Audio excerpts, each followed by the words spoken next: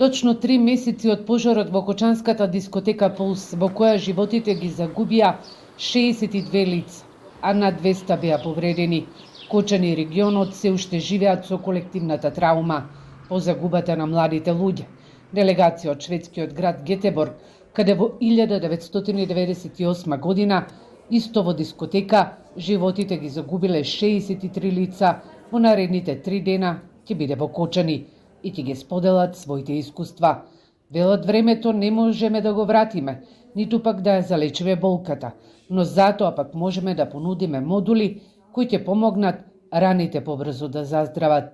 We shared in your despair and your grief. Ние го споделуваме вашиот очи и вашата болка. Истовремено видовме луѓе кои работат ден и ноќ за да им помогнат на децата и младите повредени во пожарот, ги носеа во болниците овде и насекаде во Европа.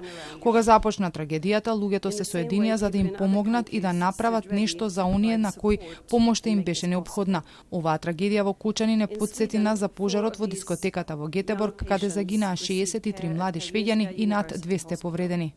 Психолозите и Кочанската локална власт порачаа дека секоја помош е добродојдена за родителите на загинатите млади луѓе, семејствата на повредените, но и за населението кое живее во Кочанскиот регион.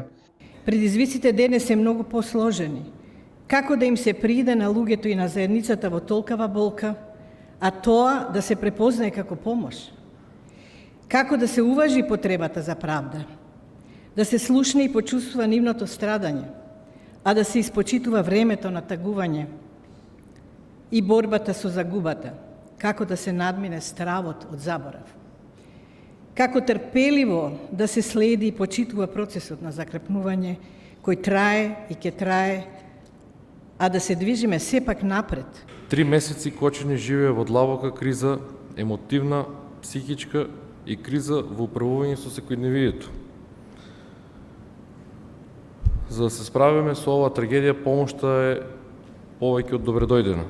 7-члената делегација од Шведска, составена од социјални работници, пожарникари и преживеани во пожарот во Гетеборг, во наредните 3 дена низ разговори, панел дискусии со семејствата на загинатите и повредените, ќе го пренесат своето искуство.